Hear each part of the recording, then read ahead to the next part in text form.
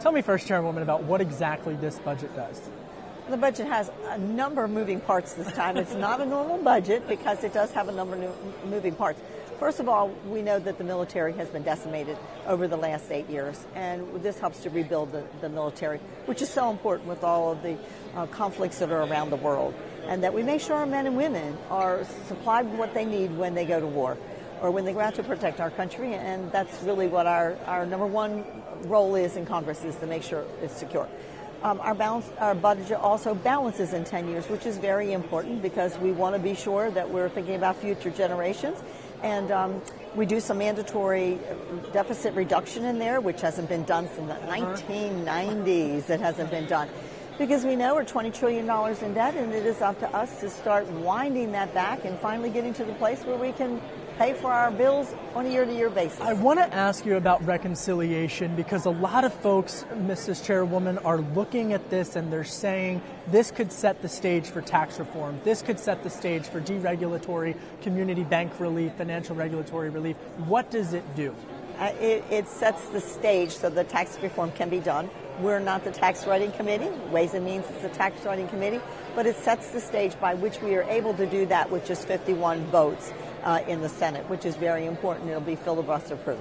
What exactly in terms of community relief for the financial services industry could be done through the reconciliation process that you've overseen? Well, again, that will be up to the Ways and Means as they begin to do the tax reform, but I am on the tax writing committee as well.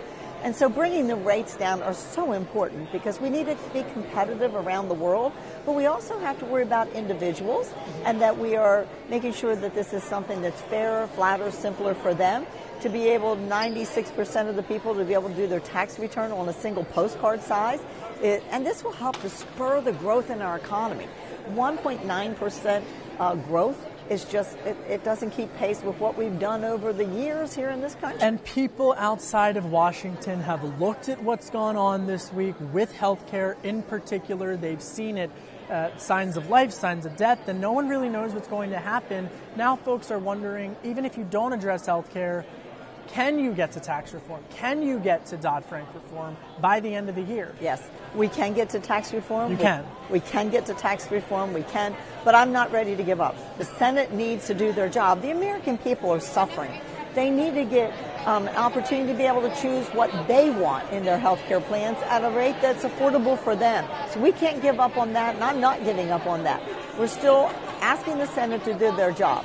But separate from that, we can do tax reform. I've spoken with several folks in the tax reform industry, and they say that, okay, there are divisions within the Republican Party on several issues with tax reform, and they're nervous that those issues will play out similarly to what we saw with health care. So on issues like the border adjustment tax, on revenue neutrality, is this going to be health care 2.0?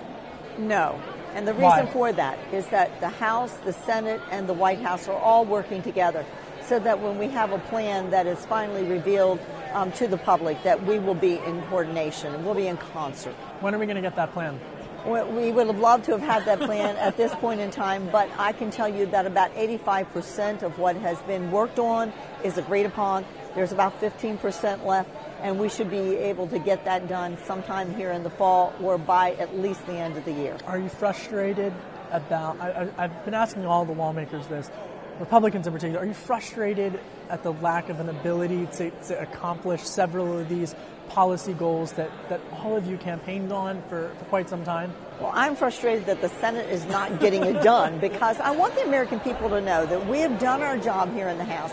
It did take a little longer to get the health care bill passed than what we would have liked to, but we've passed the health care bill.